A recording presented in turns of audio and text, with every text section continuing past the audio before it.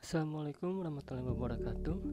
Pada kesempatan kali ini, kami kelompok 12 Pengacara Pendidikan akan menyampaikan materi tentang landasan faktual pendidikan yang beranggotakan Novaldi Sandiago, Raden Fadil Anugrah, Rahma Maulida, dan Sarah Muhammad Abduh. Definisi landasan faktual pendidikan.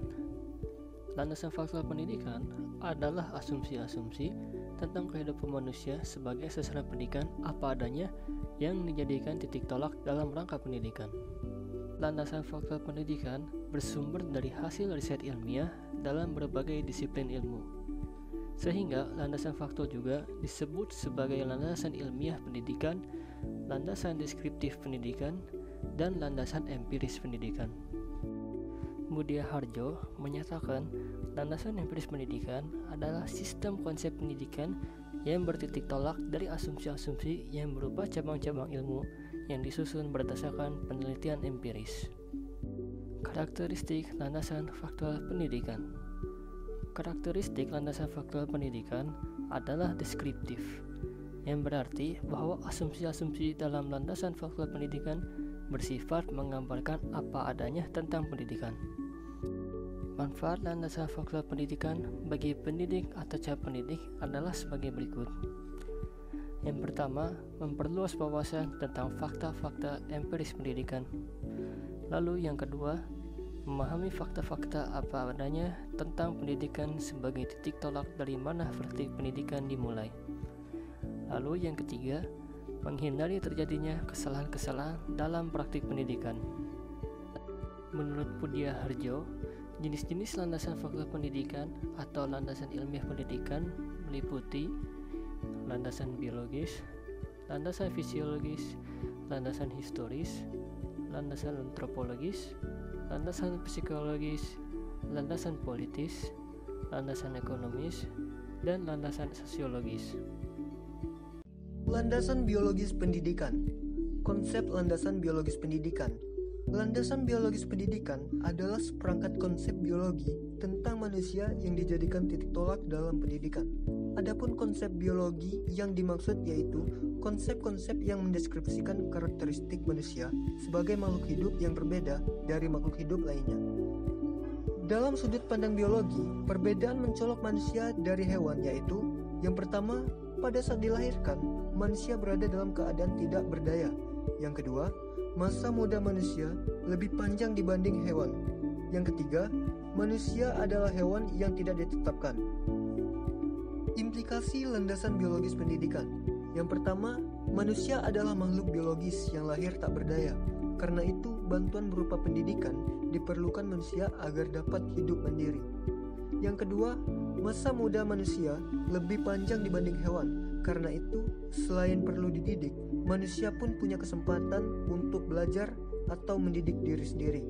Yang ketiga, pendidikan berarti penyesuaian diri terbaik seorang manusia yang sadar terhadap lingkungannya yang berlangsung pada masa tertentu pada masa muda.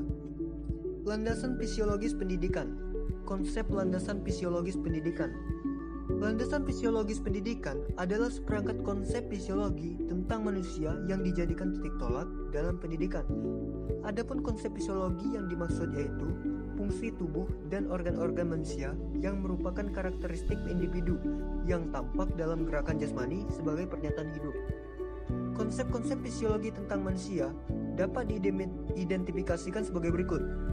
Yang pertama, keadaan fisik fisiologis merupakan dasar bagi perkembangan kemampuan jiwa manusia. Yang kedua, dalam perkembangan fisiologi manusia terdapat masa peka, yaitu masa kesiapan atau kematangan organ tubuh untuk dapat menerima pengaruh-pengaruh dari luar secara efektif dalam meningkatkan kemampuan-kemampuan jiwa. Yang ketiga, memiliki otak yang besar dan kompleks sehingga mampu mengingat, berpikir, serta menciptakan dan menggunakan simbol. Yang keempat, memiliki tangan di mana ibu jarinya dapat saling berhadapan dengan jari-jari tangan yang lainnya. Ini mengakibatkan manusia mampu memanipulasi objek-objek dengan lebih baik. Yang kelima, manusia dilengkapi dengan organ vokal yang memungkinkan untuk berbicara. Implikasi landasan fisiologis pendidikan. Yang pertama, berbagai organ yang dimiliki manusia tidak dengan sendirinya dapat berfungsi sesuai dengan harapan. Karena itu manusia perlu bantuan berupa pendidikan. Yang kedua, pendidikan sebaiknya dilaksanakan pada masa peka sebagai masa terbaik untuk melaksanakan pendidikan tertentu. Yang ketiga, dimilikinya otak yang besar yang memungkinkan manusia berpikir dan dimilikinya organ vokal yang memungkinkan manusia untuk berbicara, mengimplikasikan terbukanya kemungkinan manusia untuk dapat dididik. Yang keempat, pendidikan jasmaniah hendaknya mendahului pendidikan mental atau kejiwaan. Landasan historis pendidikan. Konsep landasan historis pendidikan. Landasan historis pendidikan adalah seperangkat konsep sejarah yang dijadikan asumsi dalam pendidikan. Konsep-konsep esensial dalam landasan historis pendidikan meliputi latar belakang sosial budaya dan keadaan pendidikannya. Latar belakang sosial budaya meliputi keadaan tata masyarakat, politik atau sistem pemerintahan, agama atau sistem kepercayaan, dan kebudayaan. Sedangkan keadaan pendidikannya meliputi tujuan pendidikan, kurikulum, lembaga pendidikan, pendidik, peserta didik, metode pendidikan, dan pengelolaan pendidikannya. Implikasi landasan historis pendidikan. Yang pertama, konsep dan praktik pendidikan masa lampau atau sejarah pendidikan sebagai landasan pendidikan dewasa ini merupakan warisan sosial dari nenek moyang dalam bidang pendidikan. Yang kedua, karena sejarah pendidikan merupakan kebudayaan dalam bidang pendidikan, maka sudut pandang historis pada dasarnya merupakan bagian dari sudut pandang antropologis yang khusus berhubungan dengan pendidikan. Yang ketiga, landasan historis pendidikan pada setiap tahapan zaman berkenaan dengan konsep-konsep dan praktik-praktik pendidikannya. Ini meliputi keadaan sosial, politik, ekonomi, dan kebudayaan, serta implikasi terhadap pendidikannya yang meliputi tujuan pendidikan, kurikulum dan metode, hak masyarakat atau warga negara untuk mendapatkan pendidikan, dan pengelolaan pendidikan. Landasan antropologis pendidikan. Konsep landasan antropologis pendidikan. Definisi dari landasan antropologis pendidikan adalah seperangkat konsep yang dijadikan asumsi dalam pendidikan. Menurut Mutia Harjo, landasan antropologi diartikan sebagai landasan kultural pendidikan yang menyelidiki pengaruh kebudayaan terhadap pemikiran atau teori dan praktik pendidikan. Manusia lahir tanpa diwariskan budaya secara genetik. Agar berbudaya dan membudaya, anak manusia perlu diberikan bantuan melalui enkulturasi, yaitu proses seseorang menyesuaikan diri kepada suatu kultur masyarakat dan mengasimilasikan nilai-nilainya. Menurut Hansen, enkulturasi mencakup proses perolehan keterampilan bertingkah laku, pengetahuan tentang standar-standar budaya, kode-kode perlambangan seperti bahasa dan seni, motivasi yang didukung oleh kebudayaan, kebiasaan-kebiasaan menanggapi ideologi, dan sikap-sikap. Manan mendeskripsikan 3 pandangan tentang kebudayaan dalam antropologi. Yang pertama yaitu superorganik, yang kedua konseptualis, dan yang ketiga realis. Yang pertama mengenai superorganik. Superorganik adalah tingkah laku manusia ditentukan oleh kebudayaan dan manusia merupakan instrumen di mana kebudayaan mengungkapkan dirinya sendiri. Lalu yang konseptualis yaitu proses kebudayaan atau tingkah laku manusia dipengaruhi oleh tingkah laku orang-orang di masa lalu. Lalu yang realis, manusia adalah makhluk yang membangun kebudayaannya sendiri. Lalu selanjutnya ada implikasi landasan antropologis pendidikan. Yang pertama, manusia perlu dididik agar berbudaya dan membudaya. Pandangan superorganik mengimplikasikan bahwa pendidikan merupakan pembudayaan yang pada akhirnya terlihat dalam kepribadian-kepribadian. Yang ketiga, pandangan konseptualis mengimplikasikan bahwa generasi muda perlu mempelajari warisan budaya sesuai dengan perhatiannya dan mengembangkan gambarannya mengenai kebudayaan secara objektif. Lalu yang keempat, pandangan realis mengimplikasikan manusia mempunyai daya penyesuaian dalam sekelilingnya, sehingga mereka perlu diberi pengetahuan, nilai, sikap, serta keterampilan-keterampilan yang ada di budaya mereka. Selanjutnya, landasan psikologis pendidikan. Pertama, mengenai konsep landasan psikologis pendidikan. Landasan psikologis pendidikan adalah seperangkat konsep psikologi yang dijadikan asumsi dalam pendidikan.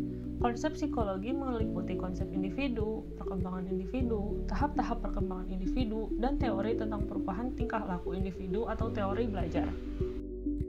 Callahan dan Clark mengidentifikasikan 10 karakteristik umum pembelajar, yaitu pertama, unik, kedua, memiliki lebih banyak kesamaan daripada perbedaan dengan individu-individu lainnya, ketiga, mempunyai berbagai diri, keempat, sebuah organisme terpadu dalam keseluruhan, kelima, mempunyai kesiapan dalam bertindak, keenam, melaksanakan tugas-tugas perkembangan, 7, mempunyai berbagai kebutuhan, 8, mempunyai kecenderungan umum dalam bertingkah laku, ke-9, mempunyai tujuan-tujuan khusus, dan yang terakhir, merupakan motivator-motivator bagi dirinya. Yellon dan Weinstein mendeskripsikan berbagai teori belajar dan implikasinya terhadap pendidikan, yaitu meliputi individualisasi, motivasi, metode, tujuan kurikuler, bentuk pengelolaan kelas, upaya mengefektifkan mengajar, partisipasi peserta didik, kegiatan belajar peserta didik, dan tujuan umum pendidikan.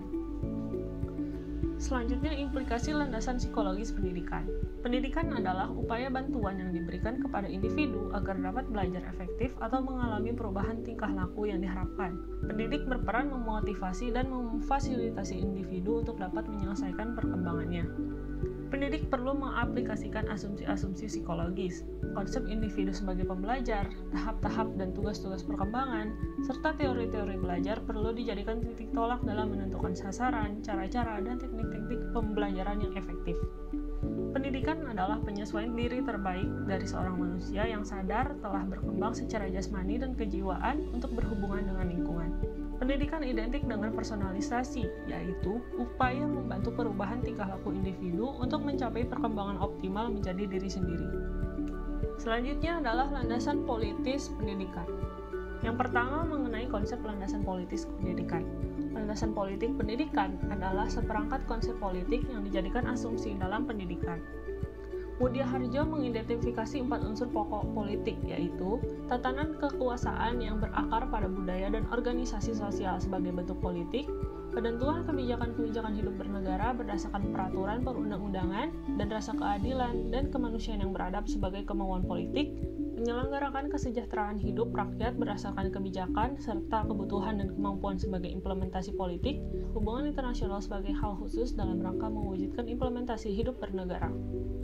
Selanjutnya adalah implikasi landasan politis pendidikan. Landasan politis pendidikan diperlukan untuk menjamin agar penyelenggaraan pendidikan tidak menyimpang dari rambu-rambu penyelenggaraan pemerintahan negara.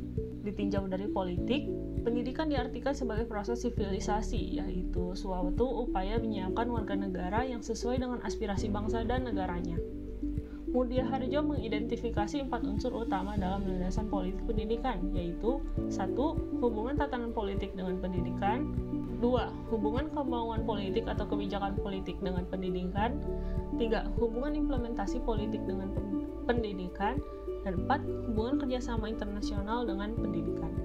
Selanjutnya yaitu landasan ekonomis pendidikan.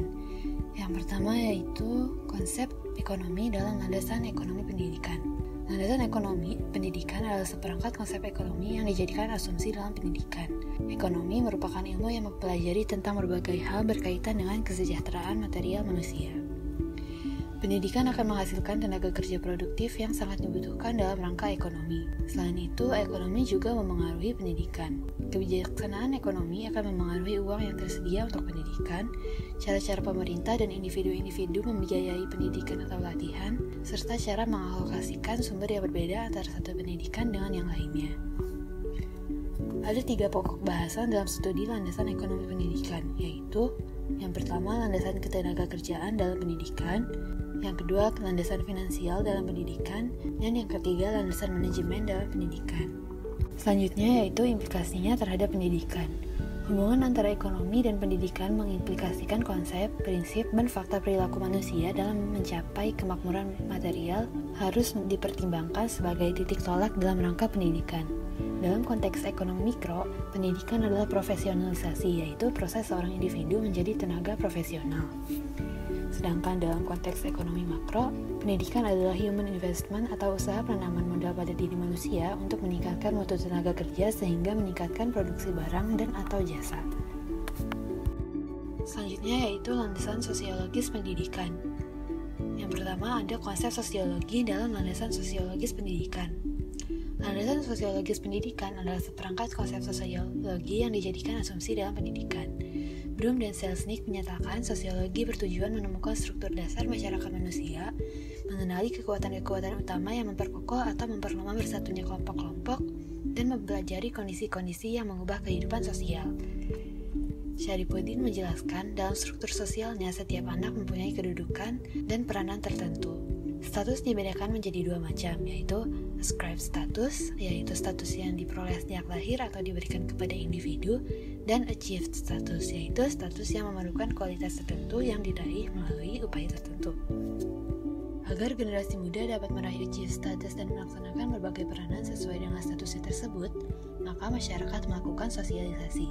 Menurut Peter L. Berger, sosialisasi adalah suatu proses di mana anak belajar menjadi seorang anggota yang berpartisipasi dalam masyarakat. Nah, fokus utama aspek sosiologi dalam pendidikan adalah tentang fungsi sosial dari pendidikan. Horner mengidentifikasi 3 fungsi sosial dari pendidikan, yaitu yang pertama mengkonservasi masa lampau, atau menjaga kelestarian dan keabadian warisan sosial nenek moyang. Yang kedua yaitu mempreservasi masa sekarang, atau melindungi masyarakat yang hidup sekarang dari hal-hal yang tidak diinginkan. Selanjutnya yaitu memajukan masa depan, atau menggerakkan masyarakat untuk mencapai kemajuan-kemajuan dalam meningkatkan mutu hidupnya. Implikasinya terhadap pendidikan yaitu berdasarkan pendekatan sosiologi, pendidikan dipandang identik dengan sosialisasi, yaitu proses membantu generasi muda agar mampu menjadi anggota masyarakat yang diharapkan. Selanjutnya, pendidikan hendaknya diselenggarakan dalam rangka menjalankan 3 fungsi sosial, yaitu mengkonservasi masa lampau, mempreservasi masa sekarang, dan memajukan masa depan. Horner menyatakan bahwa analisis sosiologi tentang pendidikan telah mendorong perkembangan konsep-konsep tentang penyelenggaraan pendidikan sebagai berikut. Yang pertama, sekolah harus menekankan cara-cara kooperatif, bukan cara individualistik. Yang kedua, sekolah sebagai lembaga pendidikan bukan hanya bersangkut paut dengan masalah guru dan murid, tetapi masyarakat dan anggota-anggotanya. Yang ketiga, masyarakat yang terbaik dan perkembangan seluas-luasnya sangat tepat untuk diwujudkan. Yang keempat, sekolah harus memahami bahwa bahan ajar atau buku yang utama adalah pengalaman hidup. Selanjutnya, kerjasama antara orang tua siswa atau keluarga dan sekolah hendaknya dirasakan oleh para siswa. Dan yang terakhir, sekolah hendaknya memasok para siswa dengan apa yang diharapkan oleh masyarakat yang bersangkutan. Sekian materi yang dapat kelompok kami sampaikan mengenai landasan faktual pendidikan. Semoga bermanfaat dan mohon maaf atas segala kekurangannya. Wassalamualaikum warahmatullahi wabarakatuh.